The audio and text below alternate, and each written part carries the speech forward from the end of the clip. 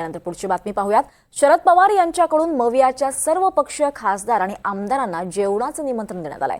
शरद पवारांच्या घरी महाविकास आघाडीच्या नेत्यांची डिनर डिप्लोमसी पार पडणार आहे। तर खासदार श्रीकांत शिंदेंच्या घरी शिवसेनेच्या सर्व राज्याचे प्रभारी आणि सर्व पक्षीय आमदारांसाठी जेवणाचं आयोजन करण्यात आलंय। खासदार शिंदे यांच्या घरी सर्व आमदारांना जेवणाचं निमंत्रण असलं तरी ठाकरे गटाचे आमदार जाणार नसल्याची माहिती मिळतेय।